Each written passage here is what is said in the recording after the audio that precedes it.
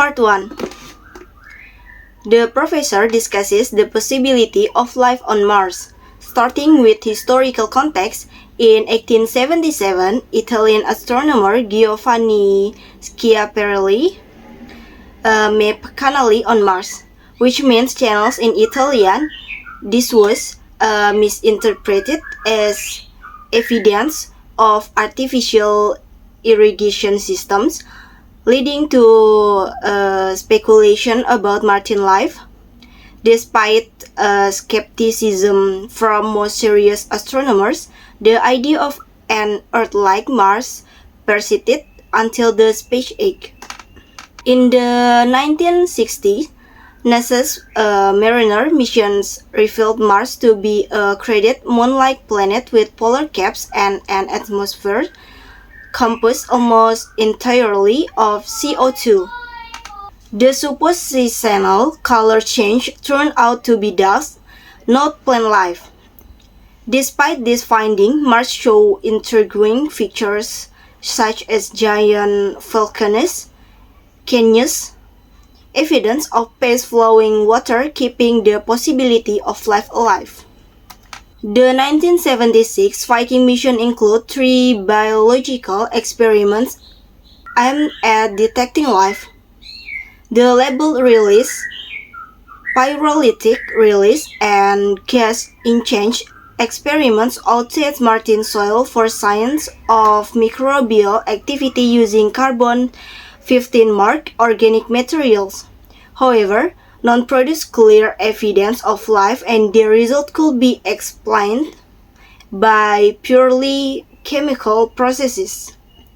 In 1984, meteorite named ALH 84001 was found in Antarctica, believed to be from Mars.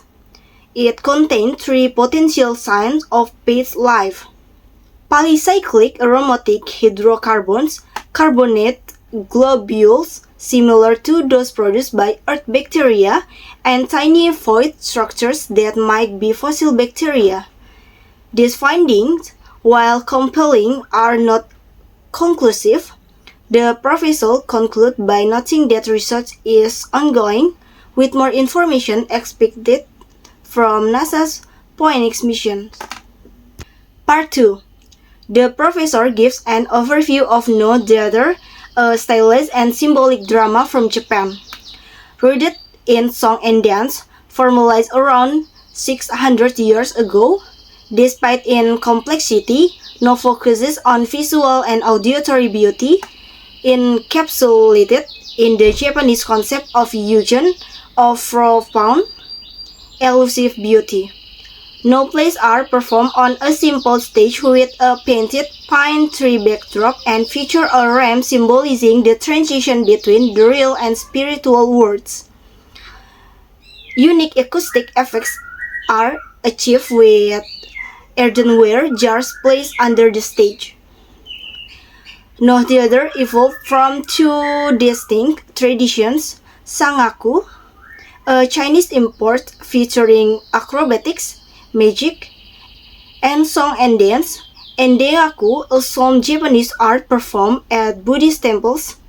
In the 15th century, Kananami and Zeanami merged these traditions to create Nogaku, the refined form of No seen today.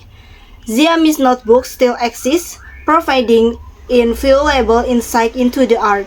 The shogun Ashikaga Yoshimitsu and subsequent shoguns patronized No, consolidating and standardizing its practice. Today, about 200 No plays exist, divided into 2 types: Genzai No, which depicts real people and events in the real time, and Mugen No, which involves supernatural characters and themes from classical literature. A prime example of Mugen No is Lady Aoi, based on a story from the Tale of Genji.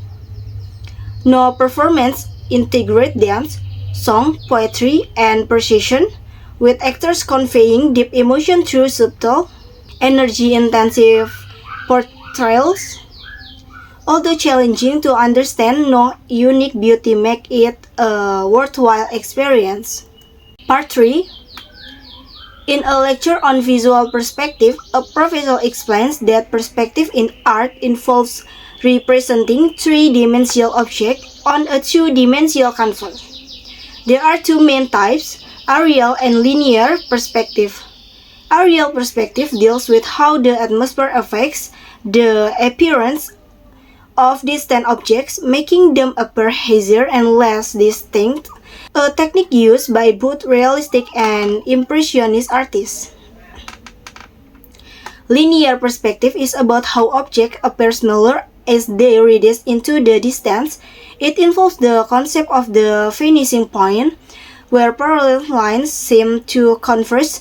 A single vanishing point occurs when an object, like a cube, faces directly forward. With an edge facing forward, the cube has two vanishing points. If viewed from above or below, it has three. This can be visualized by looking at a corner building from a street intersection.